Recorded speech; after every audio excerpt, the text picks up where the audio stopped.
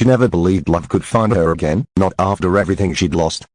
But that night, in a quiet downtown cafe, Fate walked through the door wearing a black suit and a broken smile. The sun was setting over Los Angeles, painting the sky in shades of gold and pink. Cars rushed by, sirens wailed in the distance, and dreams moved faster than hearts could handle. Behind the counter stood Adaora James, 29, a Nigerian single mother whose strength was quiet but unshakable. Her hands worked tirelessly, serving strangers with practiced smiles, but her thoughts were far away, somewhere between unpaid bills and her son's bedtime stories.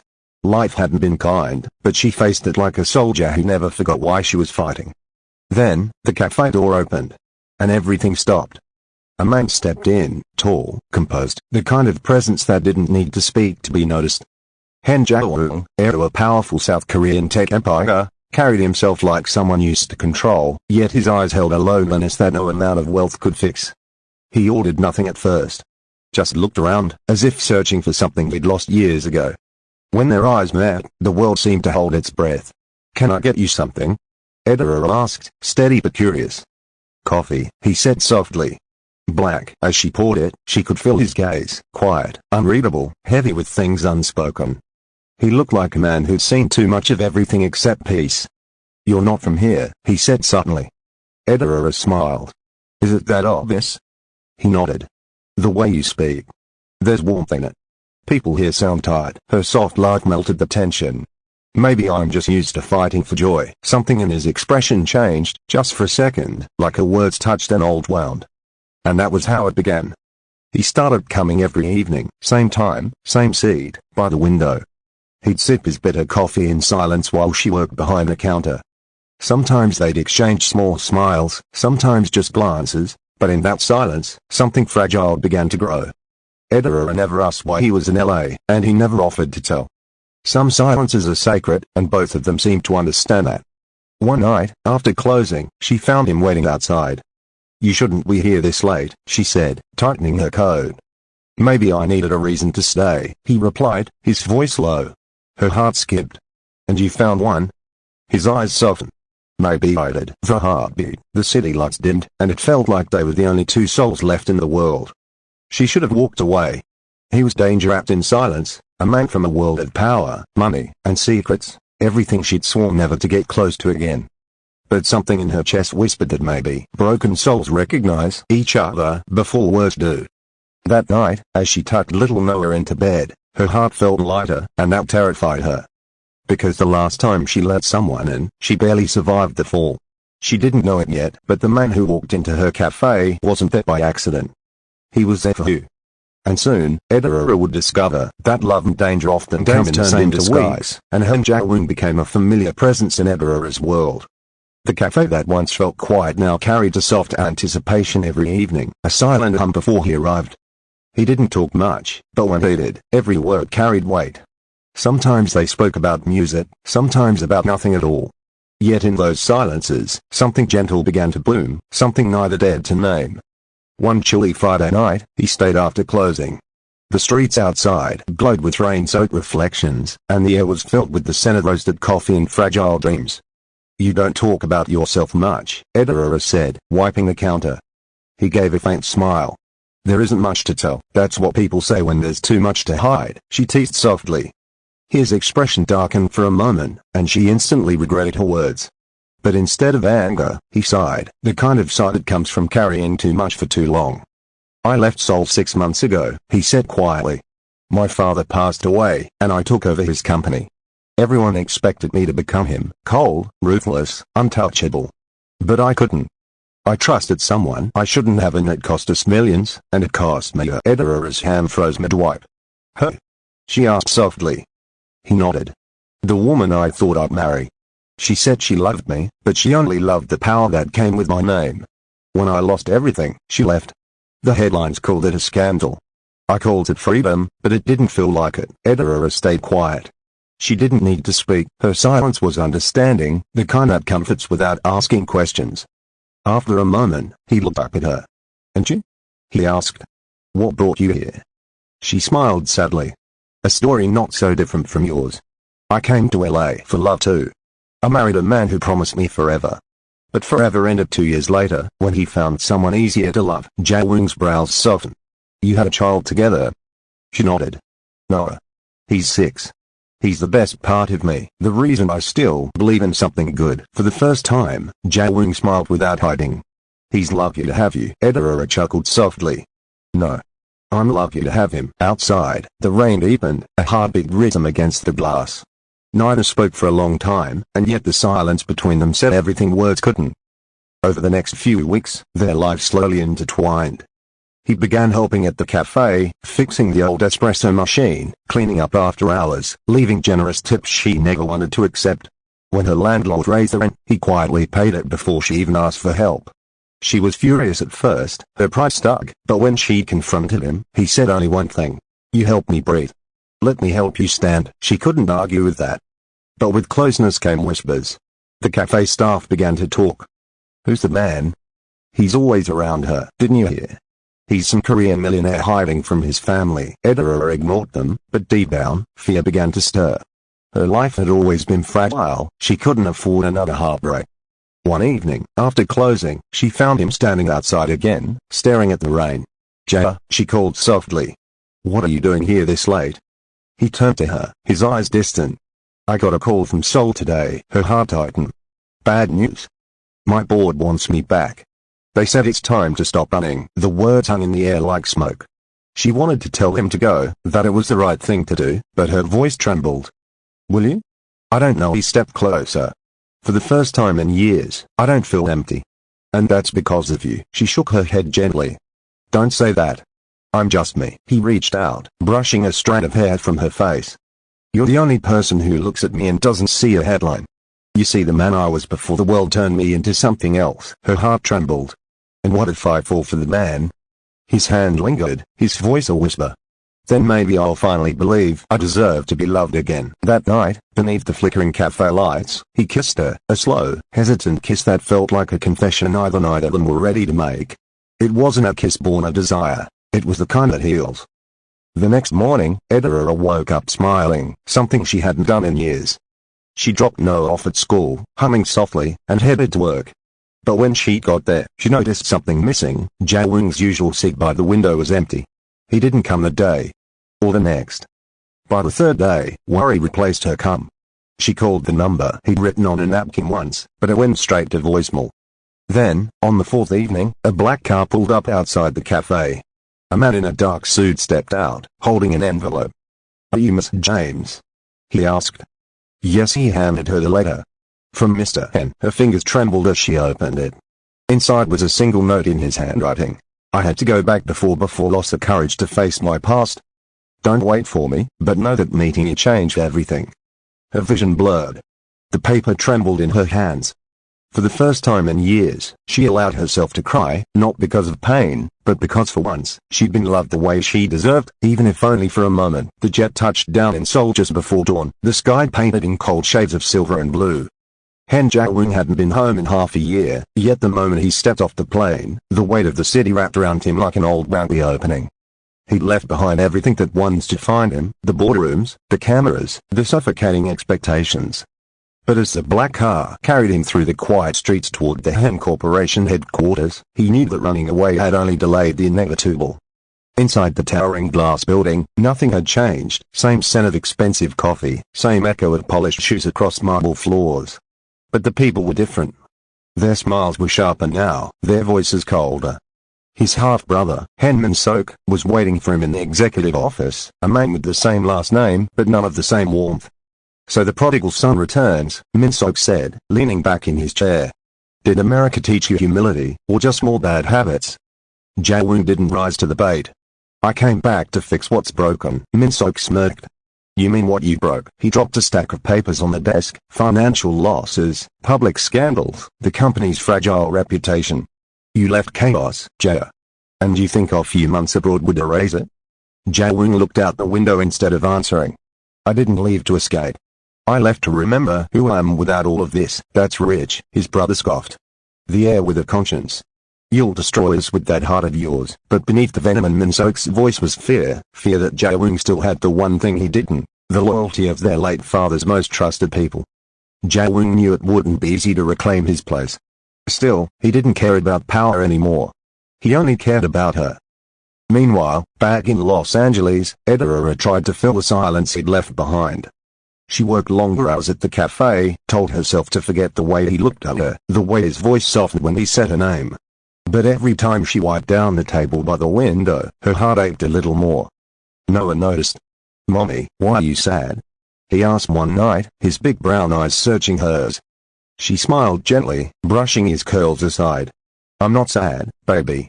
Just tired." He nodded slowly, the way only children do when they know the truth but love you too much to say it out loud. That night, when she tucked him into bed, Adaora found herself staring at the small wooden airplane Jae-woong had bought for Noah before he left. It still sat on the shelf, a reminder of something unfinished. "Don't wait for me," his letter had said. But her heart had never learned how not to wait. In Seoul, Jae-woong buried himself in work. He rebuilt projects, negotiated deals, and tried to silence the loneliness echoing in his chest. But every night, when the city lights blurred outside his office window, he thought of Adaora, her life, her stubbornness, her warmth. He tried calling once, but hung up before she answered. What would he even say? "I left because I was scared to need you." Then one evening, during a charity gala, fate decided to test him again. He saw Yuna, the ex-fiancée who betrayed him, standing across the hall, her hand wrapped around another man's arm. Her smile was as polished as ever, but her eyes widened the moment they met his. "Jae-woong," she said, her tone dripping with mock surprise. "Back from hiding?" He gave a small, polite nod. "Back from healing," her smile faltered. "Still pretending to be noble, I see." He didn't reply. Instead, he excused himself and walked out into the cold night air. The city below shimmered with light, but he felt nothing but emptiness. As the wind whipped through his hair, his phone buzzed. A message from an unknown number. "You don't know me, but Adaora collapsed at work today. She's in the hospital." For a second, he stopped breathing. Then everything blurred, the lights, the noise, even time itself. 2 days later, in a hospital room in Los Angeles, Adaora opened her eyes to a soft beeping sound. Her chest hurt, her throat was dry, and for a moment, she didn't know where she was. Then she saw Noah asleep on a chair beside her, clutching her hand. "Mommy," he mumbled as she stirred. "I'm okay, baby," she whispered. But she wasn't. The doctor had warned her earlier, overwork, exhaustion, stress. She had smiled politely, but inside, something cracked. Then the door opened quietly. She turned, expecting a nurse, but froze. Standing there, looking both exhausted and alive, was Han Jae-woong. For a heartbeat, she thought she was dreaming. But when he crossed the room and gently cupped her face, she felt the warmth of his hand, the tremble in his fingers. "You came back," she whispered, tears filling her eyes. "I never really left," he said, voice low, breaking. "I just needed to find the courage to deserve you." She tried to speak, but emotion stole her breath. He kissed her forehead. "You nearly scared me to death, Adaora. Don't ever do that again." A soft laugh escaped her through tears.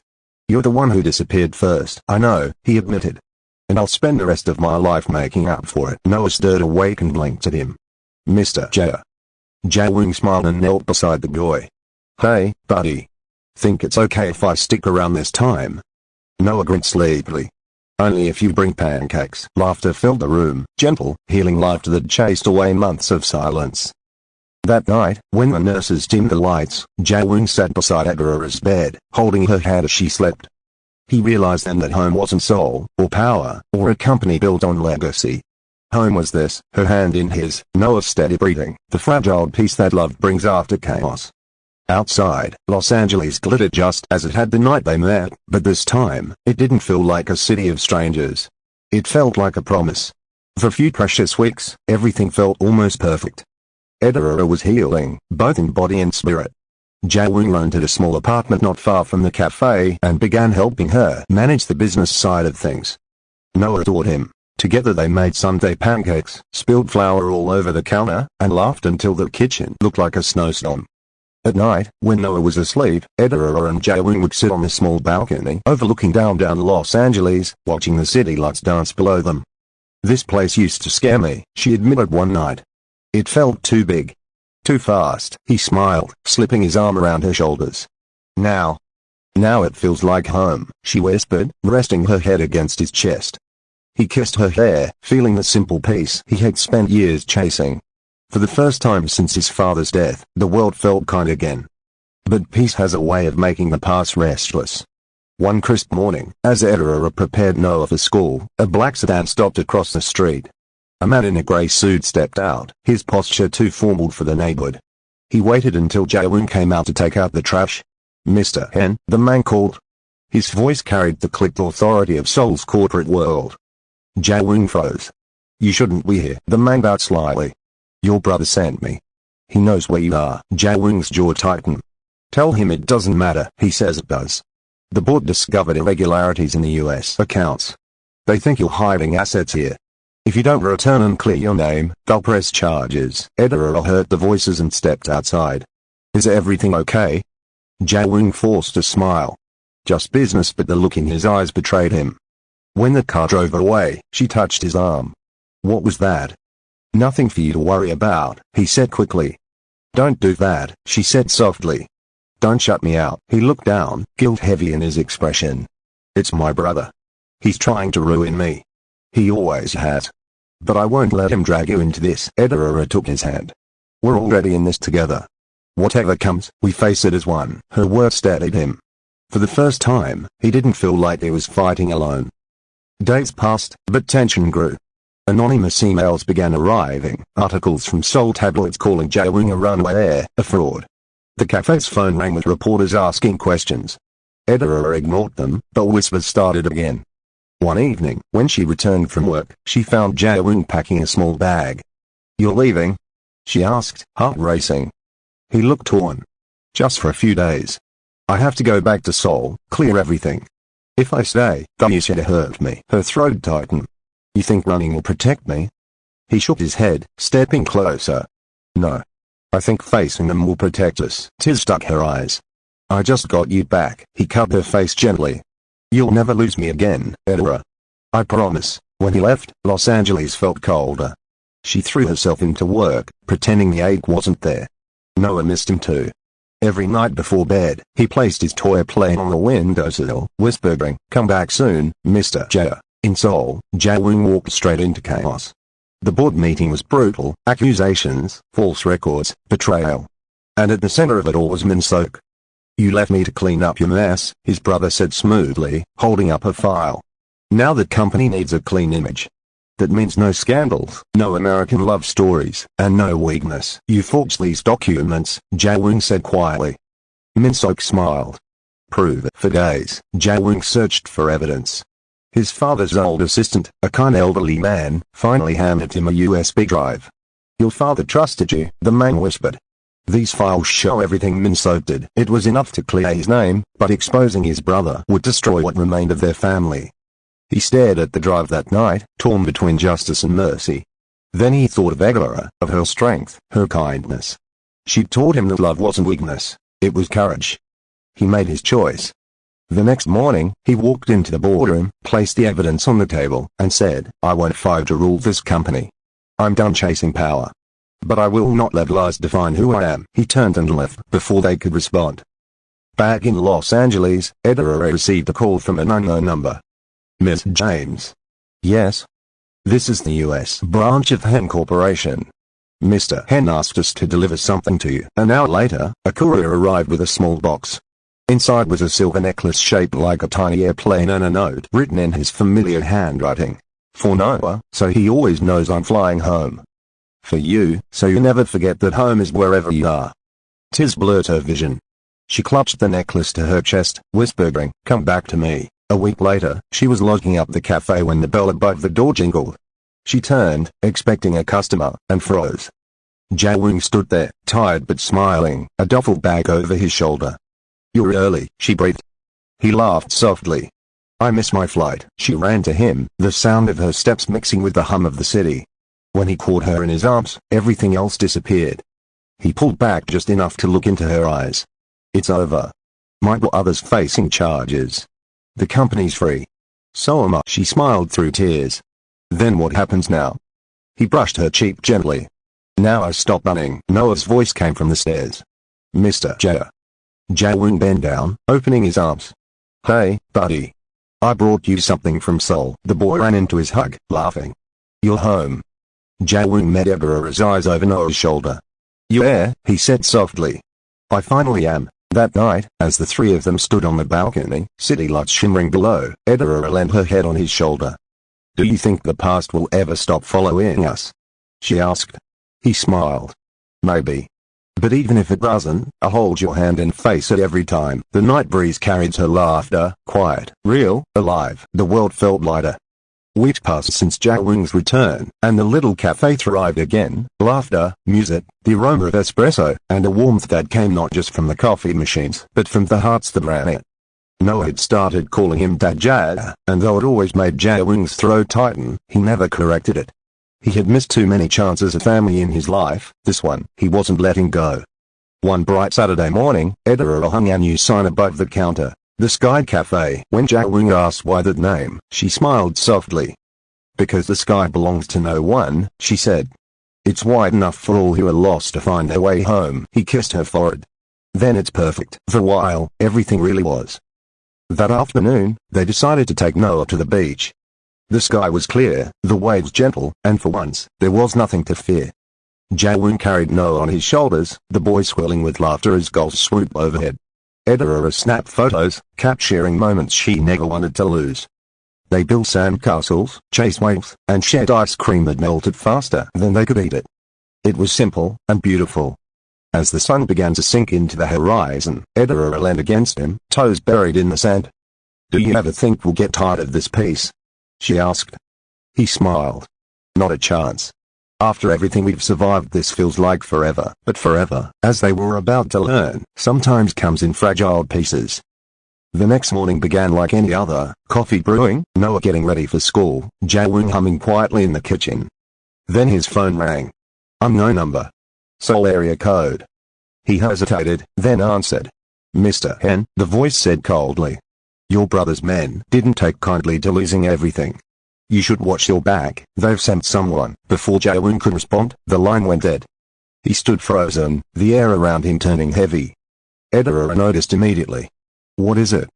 He forced a calm smile. "Nothing. Probably just some empty threat," but she saw through him. "Jae," he reached for her hand. "I won't let anything touch you again. I swear it." For the next few days, he stayed alert, scanning faces in crowds, checking locks twice. But life continued. Customers came, Noah laughed, Adaora dreamed aloud about expanding the cafe. Then, one rainy evening, while closing up alone, Adaora noticed a black car idling across the street. Her chest tightened. She turned off the lights and locked the door quickly. Just then, her phone buzzed, a message from an unknown number. "Tell Jae-woong the past isn't done with him." Her hands trembled. Seconds later, the cafe window shattered. She screamed and ducked behind the counter as the sound of screeching tires echoed away into the night. By the time Jae-woong arrived, sirens were already flashing. Adaora sat on the curb, her hands shaking, glass in her hair. Noah clung to her side, crying. He ran to her, dropping to his knees. "Are you hurt?" She shook her head, voice trembling. "They know where we are, Jae." That night, while police took statements, he stood in silence. His old world had followed him, across oceans, across promises. And now it had found the woman he loved. They moved to a small motel outside the city for safety. Adaora wanted to believe it was temporary, that they returned to their life soon. But she saw the guilt in his eyes growing heavier each day. "You think this is your fault?" she said one night. "It is," he whispered. "I brought danger to your door. I should have stayed away." She turned him to face her. "Don't you dare say that. You saved me. You gave Noah a father. You gave us a life." He swallowed hard. "And now I might take it away." She touched his face, her voice breaking. "You won't. We'll fight this together, like we always have." But fate had other plans. A week later, Jae-woong received a message, a photo of Noah walking home from school. And beneath it, a warning. "Trade yourself for their safety." He stared at it for a long time, his chest tightening. Then he made a decision. That night, while Adaora slept, he wrote a letter. When he was done, he kissed her forehead, whispered, "I'm sorry," and slipped quietly into the rain. The next morning, Adaora awoke to the sound of Noah playing. The sunlight felt wrong, too still. When she noticed the empty side of the bed, her heart dropped.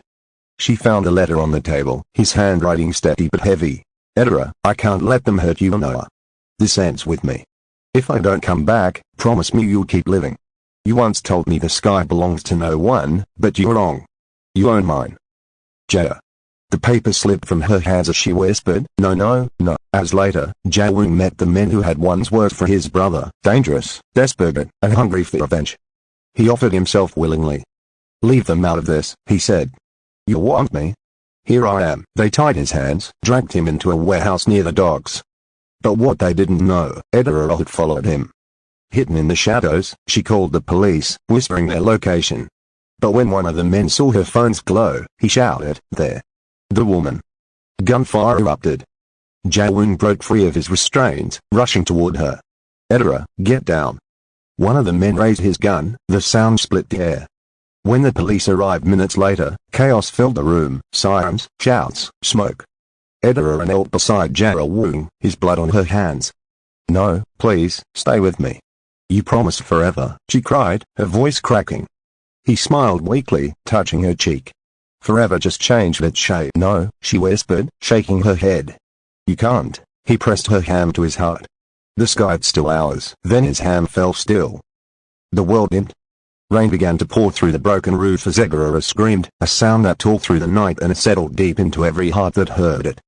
Noah's toy airplane, which had fallen from her back during the chaos, lay in a puddle, its tiny wings reflecting the flashing lights. But even in the darkest night, love leaves something behind, a promise, a memory, a reason to keep breathing. A full year had passed. Los Angeles looked the same noise, same light, but for Adaora, everything had changed. Every morning, she opened the Sky Cafe alone. The sign still hung proudly over the door, though the paint had faded a little from the sun. She never replaced it.